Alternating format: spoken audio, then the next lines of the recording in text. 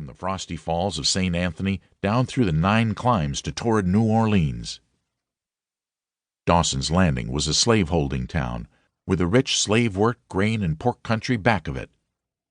The town was sleepy and comfortable and contented. It was 50 years old and was growing slowly, very slowly, in fact, but still it was growing. The chief citizen was York Leicester Driscoll, about 40 years old, judge of the county court. He was very proud of his old Virginian ancestry, and in his hospitalities and his rather formal and stately manners he kept up its traditions. He was fine and just and generous. To be a gentleman without stain or blemish, was his only religion, and to it he was always faithful. He was respected, esteemed, and beloved by all of the community. He was well off, and was gradually adding to his store. He and his wife were very nearly happy, but not quite, for they had no children. The longing for the treasure of a child had grown stronger and stronger as the years slipped away, but the blessing never came, and was never to come. With this pair lived the judge's widowed sister, Mrs. Rachel Pratt, and she also was childless. Childless and sorrowful for that reason, and not to be comforted. The women were good and commonplace people, and did their duty, and had their reward in clear consciences and the community's approbation. They were Presbyterians. The judge was a freethinker.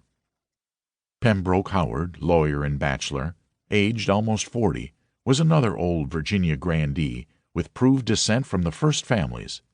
He was a fine, majestic creature, a gentleman according to the nicest requirements of the Virginia rule, a devoted Presbyterian, an authority on the code, and a man always courteously ready to stand up before you in the field if any act or word of his had seemed doubtful or suspicious to you, and explain it with any weapon you might prefer, from bradaws to artillery. He was very popular with the people, and was the judge's dearest friend. Then there was Colonel Cecil Burleigh Essex, another FFV of formidable caliber. However, with him we have no concern. Percy Northumberland Driscoll, brother to the judge and younger than he by 5 years, was a married man, and had had children around his hearthstone, but they were attacked in detail by measles, croup, and scarlet fever, and this had given the doctor a chance with his effective antediluvium methods. So the cradles were empty. He was a prosperous man, with a good head for speculations, and his fortune was growing. On the 1st of February, 1830, 2 boy babies were born in his house, one to him, one to one of his slave girls, Roxana by name.